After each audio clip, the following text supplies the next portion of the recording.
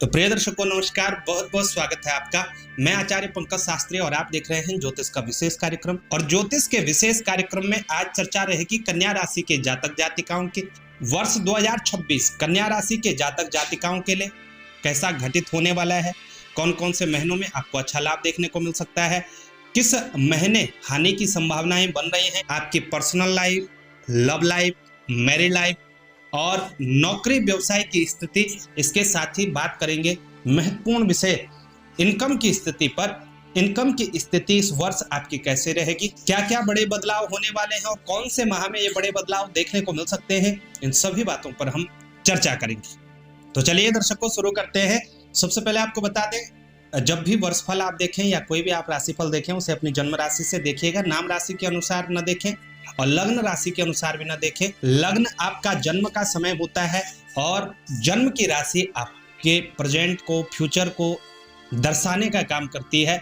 इसलिए आपको जब भी वर्षफल देखना है अपनी जन्म राशि से ही देखना है। तो अब चर्चा करते हैं कन्या राशि के जातकों के कुछ विशेष ग्रहों की स्थिति के बारे में, जो ग्रह आपको अचानक से लाभ और हानि पहुंचाते हैं। प्रिय दर्शकों, कन्या राशि की जो पत्रिका है इसको आप चंद्र कुंडली से देखेंगे तो 6 अंक से स्टार्ट होगी और आपके लिए सबसे महत्वपूर्ण ग्रह आपके राशि स्वामी बुधदेव बनते हैं, आपके पर्सनल लाइफ के और करियर के लॉर्ड बनते हैं बुध ग्रह।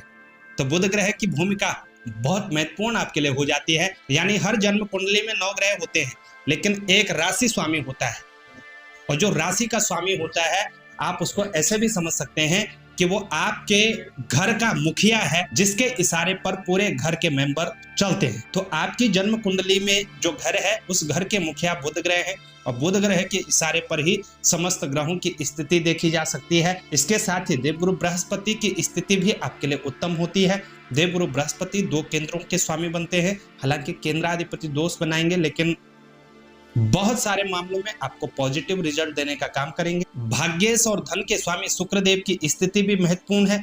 ये किस स्थिति की ओर चलते हैं इनको विशेष रूप से देखना होगा।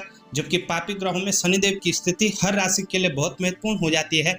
आप सभी परिचित हैं शनि की 7.5 से, शनिदेव की ढैया से। तो शनि और राहु केतु की स्थिति भी बहुत महत्वपूर्ण हो जाती है, इसलिए शनिदेव की स्थिति भी बहुत महत्वपूर्ण होती है। इसके साथ राहु और केतु जो कि नकारात्मकता को दर्शाते हैं, जिस भाव में बैठ जाए उस भाव से रिलेटेड कुछ न कुछ नेगेटिविटी भी देते हैं, कुछ पॉजिटिविटी भी देते हैं। तो इन सभी ग्रहों की हम चर्चा करेंगे। प्रिय दर्शकों, चक्र की 6ठी राशि कन्या राशि है। कन्या राशि के स्वामी ग्रह बुधदेव हैं। कन्या राशि के जातक एक मिडिल कद के होते हैं, मध्यम कद के होते हैं, थोड़ा गठीले वजन के होते हैं और तर्क वितर्क करने में भली भांति सक्षम होते हैं। अपने कार्य क्षेत्र में भी अच्छा लाभ प्राप्त करते हैं और कई बार इनको ऐसी एज अ कम्युनिकेशन की ही जॉब प्राप्त होती है। वैसे विशेष रूप से अकाउंट्स और इंजीनियरिंग से रिलेटेड इनको अच्छा लाभ देखने को मिलता है। मार्केटिंग के क्षेत्र में भी अच्छा लाभ प्राप्त कर पाते हैं। कन्या राशि के जातक संकोची भी होते हैं, शर्मीले स्वभाव के भी होते हैं और डिसीजन लेते समय इनको बहुत सावधानी बरतनी होती है और कभी कभी दुविधाओं में फंसे रहते हैं। ऐसी सिचुएशन में इनको अपने लिए गाइडेंस की आवश्यकता पड़ती है।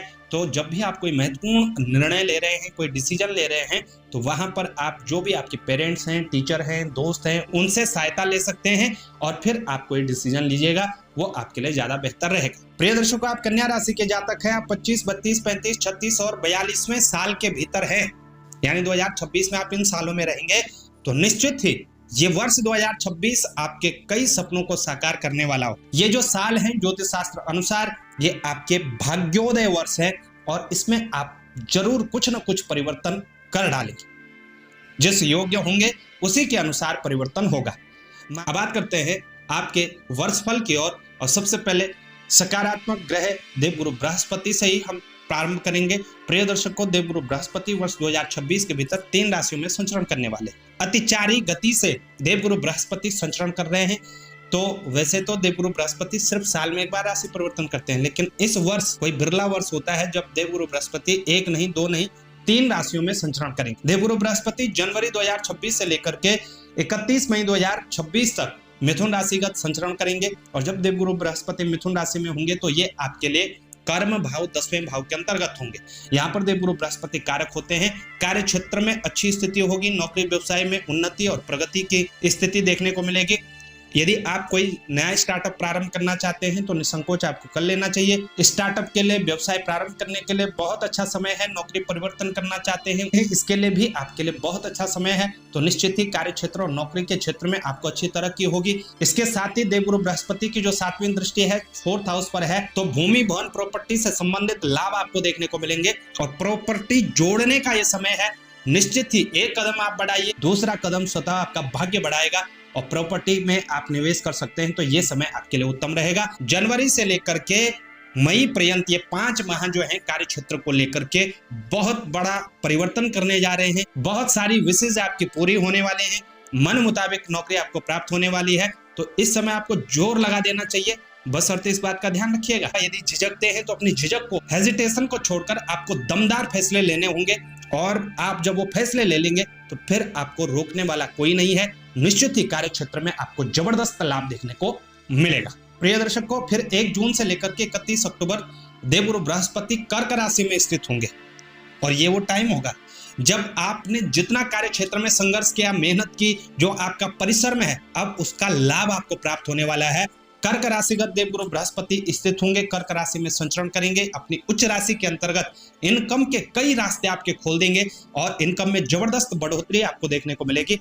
आर्थिक स्थिति को लेकर के यहाँ पर पॉजिटिव संकेत देवगुरु बृहस्पति के द्वारा आपको प्राप्त होगा।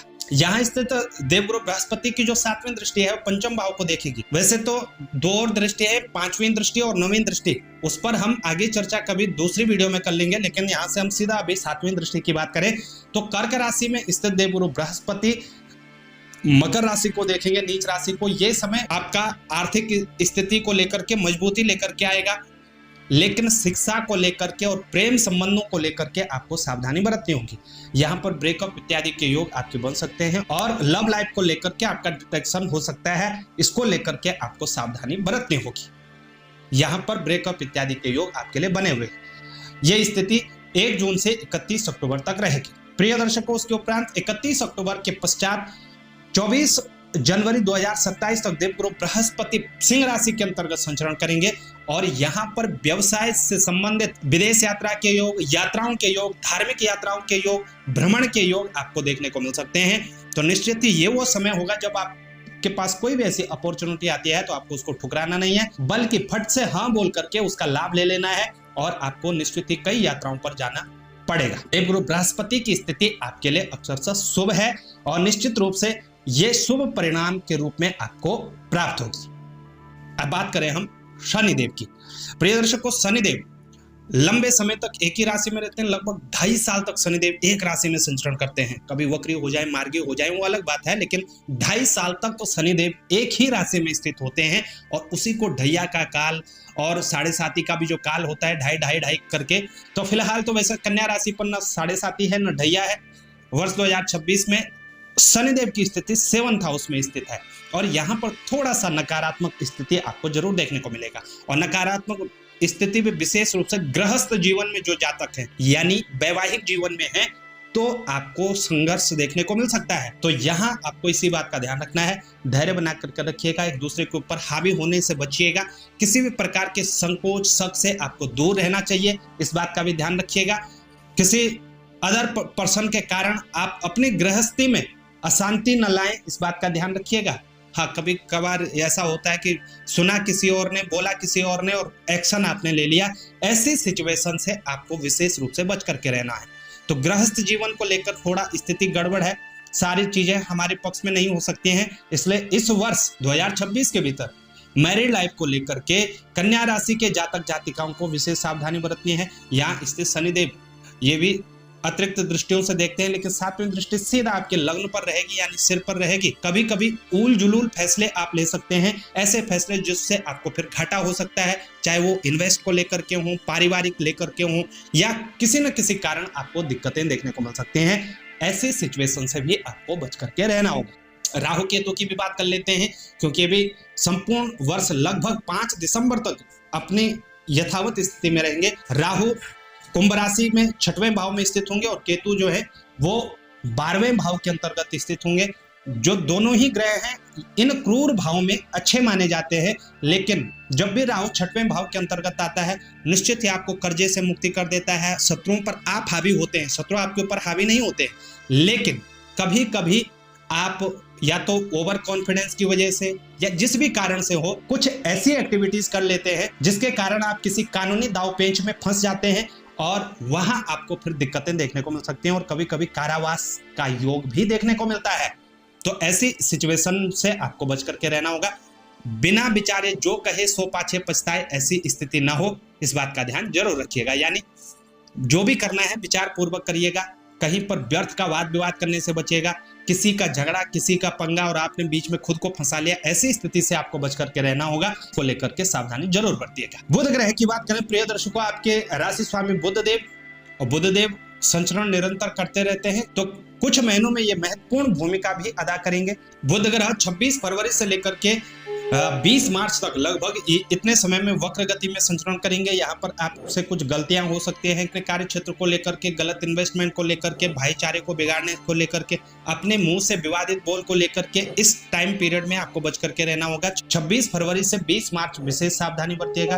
उसके उपरांत प्रिय दर्शकों 10 अप्रैल से लेकर के 30 अप्रैल तक बुध ग्रह नीच राशि के अंतर्गत संचरण करेंगे, शनि के साथ भी स्थित होंगे। यहाँ पर विशेष रूप से अपने वैवाहिक जीवन को लेकर यहाँ बहुत सावधानी आपको बरतनी होगी। बिल्कुल भी व्यर्थ का वाद विवाद करने से बचिएगा और किसी भी प्रकार के तनाव से भी आपको बच करके रहना होगा। तो 10 अप्रैल से 30 अप्रैल ये 20 दिन जो है विशेष कष्टदायी रहेंगे, यहाँ पर सावधानी जरूर बरतिएगा।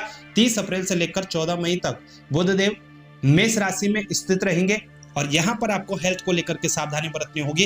पेट से जुड़ी हुई, त्वचा से जुड़ी हुई दिक्कतें आपको देखने को मिल सकती हैं। यदि खान पान पर आपने ध्यान नहीं दिया तो ये आपको गंभीर रोग तक पहुंचा सकता है, इस बात का ध्यान रखिएगा। अष्टमस्थ बुध है तो चोट आदि का योग भी आपके लिए बनता हुआ नजर आ रहा है। प्रिय दर्शकों, उसके उपरांत 28 जून से लेकर के 6 जुलाई और फिर 5 अगस्त से लेकर के 22 अगस्त तक बुधदेव कर्क राशि में संचरण करेंगे। यहाँ पर वैसे बुध ग्रह कुछ मामलों में अच्छा लाभ भी देते हैं, लेकिन शत्रुवत राशि में रहेंगे तो इनकम को लेकर सावधानी बरतिएगा। विशेष रूप से इन्वेस्टमेंट को लेकर के कोई गलत इन्वेस्ट कर सकते हैं, अपना पैसा फंसा सकते हैं, कर्ज के रूप में किसी को दे सकते हैं और फिर अपने ही पैसे के लिए आपको दर दर की ठोकरें खानी पड़ी, ऐसी स्थिति देखने को मिल सकती है। तो इसलिए यहाँ पर इन्वेस्ट को लेकर के बचिएगा। हालांकि वहां पर देवगुरु बृहस्पति उच्च राशि के अंतर्गत संचरण करेंगे तो कुछ स्थितियों में आपको बचा करके रखने वाले हैं। वही 7 सितंबर से 26 सितंबर ये जो लगभग 20 दिन का समय है, ये आपके लिए गोल्डन टाइम होगा, क्योंकि यहाँ पर बुधदेव उच्च राशि के अंतर्गत संचरण करेंगे, भद्र नामक योग बनाएंगे तो बहुत सारा लाभ आपको देने का काम करेंगे।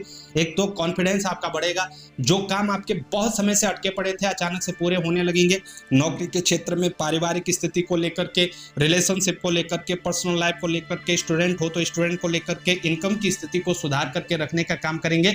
यहाँ पर जितने भी आपको परिवर्तन करने हैं, नोट करिएगा डेट, 7 सितंबर से लेकर 26 सितंबर तक बुध ग्रह उच्च राशि के अंतर्गत संचरण करेंगे और आपको बहुत सारा लाभ देने का काम करेंगे। तो ये बुध ग्रह की स्थिति है। फिर वर्षांत तक की स्थिति उत्तम रहेगी। 5 दिसंबर को राहु केतु का परिवर्तन होगा। राहु पंचम भाव में आ जाएंगे मकर राशि में, क्योंकि वक्र गति से संचरण करते हो। केतु लाभ भाव में स्थित होंगे, लाभ पहुंचाने का काम करेंगे, लेकिन यहाँ संतति को लेकर के सावधानी बरतनी होगी। जब भी राहु पंचम में आते हैं तो स्टूडेंट को भटका करके रख देते हैं। और दूसरा, जो जातिकाएं विशेष रूप से आपका प्रथम गर्भ है, प्रथम गर्भ को लेकर के भी आपको सावधानी बरतनी होती है। तो वर्ष 2026 में हेल्थ को लेकर के विशेष रूप से सतर्क सावधान आपको रहना होगा। खान पान का विशेष ध्यान रखना होगा, आलस और प्रमाद से बचना होगा और चोट चपेट इत्यादि से भी आपको बचाव करके चलना होगा। वही इनकम की स्थिति आपकी उत्तम रहेगी। विशेष रूप से जब देवगुरु बृहस्पति उच्च राशि के अंतर्गत आएंगे तो आपकी इनकम बढ़ने वाली होगी वहां पर, और इस इनकम का आपने सदुपयोग करना, अच्छी जगह इन्वेस्ट करिए, निश्चित ही आपको लाभ होगा। कार्य क्षेत्र को लेकर के 5 माह जबरदस्त लाभ होगा। उसके उपरांत कुछ स्थितियों में उतार चढ़ाव आएंगे, लेकिन कार्य क्षेत्र भी आपका लगभग सही रहेगा। लेकिन हाँ, married life, personal life, love life को लेकर के आपको विशेष रूप से सतर्क सावधान रहना होगा। अब बात करते हैं कुछ विशेष उपायों की। प्रिय दर्शकों, उपाय आपके घाव पर मरहम लगाने का काम करते हैं, इसलिए उपाय करना बहुत आवश्यक है। एक तो कन्या राशि के जातकों पर शनिदेव की दृष्टि है तो छाया पात्र का दान जरूर करिएगा। एक लोहे की कटोरी में सरसों का तेल रख करके उसमें अपना चेहरा देख करके किसी भी शनि मंदिर में सायंकाल को जरूर रखिएगा। और ये छाया पात्र दान हर 3 महीने में एक बार जरूर करिएगा। अगर शनिश्चरी अमावस्या हो तो उस पर ज़्यादा लाभ आपको, और यदि शनिश्चरी अमावस्या आ जाए तो उस पर विशेष रूप से शुभ होता है। तो छाया पात्र का दान करना है। संपूर्ण वर्ष शिव चालीसा का पाठ करें, भगवान शिव को मनाइए, निश्चित ही आपको लाभ होगा। बहुत सारी समस्याओं से आप बचे रहेंगे। और संभव हो तो बुध ग्रह को प्रसन्न करने के लिए बुधवार के दिन व्रत करिएगा, निश्चित ही आपको लाभ। तो कैसे आपको ये जानकारी लगी हमें उसे बताएं। जानकारी अच्छी लगी शेयर जरूर करिएगा। चैनल पर आप नए हैं, चैनल को सब्सक्राइब करना ना भूलेगा। आज के लिए इतना ही, हमें दे इजाजत, तब तक के लिए नमस्कार। और हाँ, व्यक्तिगत रूप से यदि आप हमसे मिलना चाहते हैं तो हमारी वेबसाइट www.astroprakalp.com या इन नंबरों पर व्हाट्सएप के जरिए आप हमसे जुड़ भी सकते हैं।